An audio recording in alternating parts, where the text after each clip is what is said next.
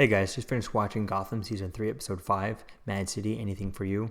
So this was a cool episode with revolving around Cobblepot and Penguin as mayor and stuff. It was pretty cool seeing that and how his life was in danger, Riddler's life was in danger, and Butch's life was in danger. It was pretty cool seeing all that. And then actually nothing happened, stuff like that. Well, no one's life is actually in danger, but it's cool how things are changing with that and how things are evolving with that. It's also interesting not having Mad Hatter in this episode after what happened in the last episode, and having also no Fish Mooney in this episode. It was kind of interesting, but I kind of like how things are moving on, especially with the captain, how he's getting these powers and stuff from the girl's blood.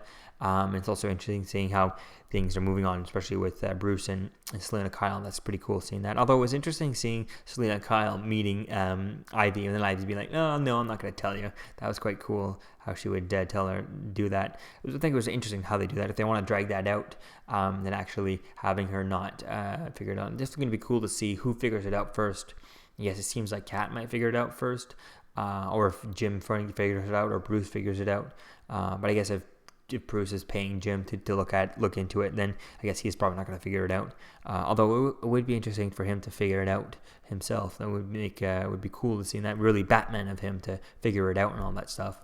Especially since he's not looking into his parents anymore, the company anymore, and ain't looking into anything like that because the Court of Owls told him so much. I kind of hate that he's doing that. I really want him to keep looking into that and see how things continue on with that, but definitely it's going to be interesting to see how things move on. It's also going to be cool to see how Butch kind of moves in with Barbara Keene and stuff, and them and the Sirens.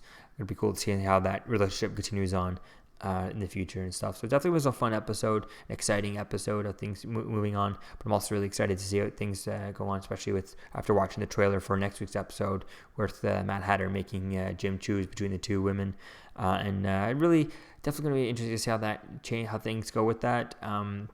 Where the outcome is, or something big has to come out with that. But at the same time, I feel like the reporter girl, I don't feel like he knows her enough to really, I think if he had to choose, he would definitely choose Leslie Thompson's way over her, because has invested with her. Where there's really, he's been with her a few times. That's about it. He doesn't really have any relationship with her at all. So I think it's a bit soon for something like this, making him choose between the two characters.